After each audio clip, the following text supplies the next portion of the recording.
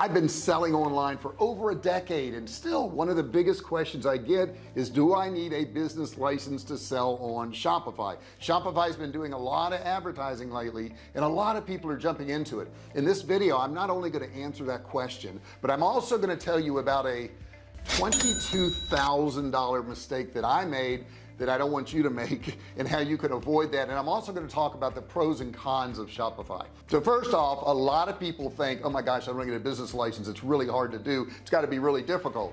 Actually, no, it can be done in as little as a day, and you can do it in many cases online. And I think a lot of people avoid getting a business license because they think it's difficult. The next thing is, should I get a tax ID? Well, yeah, you should get a tax ID because you're going to have to pay taxes. I think a lot of people dip their toe in thinking, well, it's an online business, so it's not a real business. It's absolutely a real business, and if you treat it like it's not a real business, you probably won't be successful. But if you go into it full steam and say, hey, I'm going to get my business license, my tax ID number, because I know this is going to work out, you're going to probably have a better chance. Now, will Shopify allow you to open a store without a business license? Absolutely, yes, you can do it.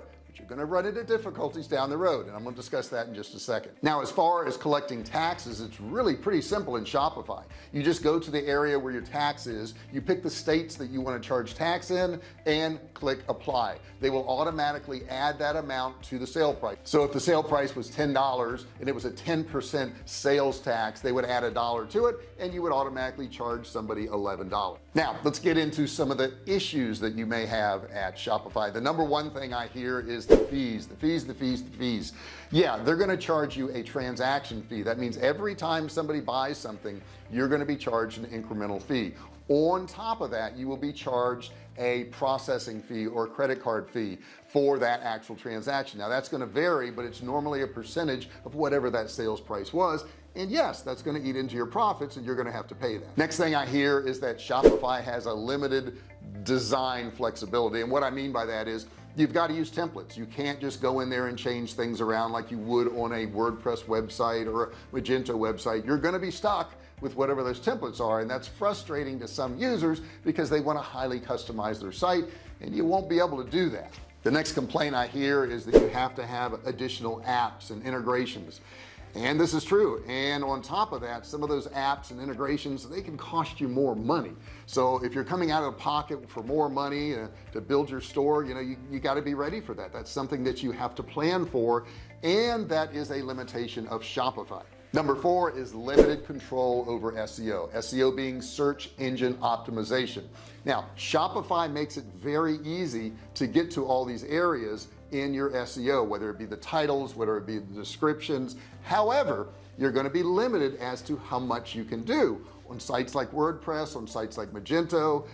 There's virtually no limitations whatsoever, so you're going to have to play within their arena as far as SEO goes, which can affect your rankings. When people are searching for your products or your services, you may or may not come up in the search engine due to those limitations on your SEO. And number 5 is technical support. Technical support. This is a tough one for me because I don't use technical support that much. I like to figure out stuff on my own. Overall, the experience I've had with Shopify has been pretty darn good. They're generally there when I need them. However, some people want an answer in 5 minutes or 10 minutes, and you're not always going to get that. That's just not going to happen. But that doesn't happen in a lot of cases either. I think a lot of companies will have technical support where they automatically will answer your question, but they put you on hold forever to do it. So you may be on hold for an hour, 2 hours, 3 hours. I like the way Shopify has it set up, and I like the fact that they're always there for you. Now I mentioned in the beginning that I lost $22,000. Now the good part of the story is I did get it back, but let me tell you what happened. Don't put all your eggs in one basket. Okay, when I initially sold on eBay, I used their services for a website also. eBay and PayPal and this website were all tied together. And since they were all tied together, they had control over my bank account, which I didn't realize. And they actually took money out of my bank account. You see, what happened was back then I was selling a product that somebody else was manufacturing. I had sold a lot of this product, and the problem was they weren't delivering on time. They got slower. They were like a week behind, then 2 weeks, then 3 weeks. People started complaining to eBay and to PayPal that they weren't getting their orders. And when they did that, they took down all of my listings on eBay, which I think at the time was close to 500 listings. I was leaving that morning and I checked my bank account and $22,000 was missing. $22,000 was missing. And this $22,000, when I called them up, they said it was for reserves because I wasn't shipping the items fast enough. So they had the ability, since they were linked into my bank account through PayPal, because I ran my credit cards through PayPal, and I'm going to advise you right now, do not use PayPal credit card processing. Don't do it. In Shopify, they have credit card processing right there. They are not going to get involved in your day-to-day sales like eBay will, like PayPal will. And if they get involved in your daily sales, they can start controlling your company. And when you have an account, and I didn't know this, I had my bank account tied to PayPal so that PayPal, I could actually take money from PayPal and put it in my bank account, but I didn't know it went in the other direction too. I didn't know that they could take money out of my account. Now I got in contact with some lawyers in England, in California, in Chicago, and I eventually got my money back, but it was a big hassle and it was a big problem. So lesson of this story is, don't have one provider be able to do everything on your site. And number one, do not have PayPal process your credit card processing, even if it's easy. And I know it's easy, a lot of people use PayPal for their credit card processing because it's so easy, but there's a downside to it, and that downside is they can attack your bank account. They can take money out of your account, and you don't want that happening. I know you don't want that happening. So don't let what happened to me happen to you. This is a warning for you right now. Overall, I think Shopify is a great platform. Treat your business like it's a real business, and guess what?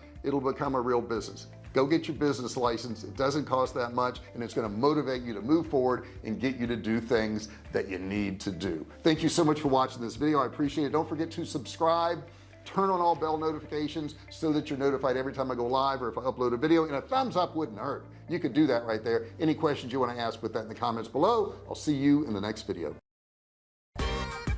Hey, thanks for watching my video. Don't forget to subscribe to my channel and click that little bell right there so you can be notified every time I do a new video.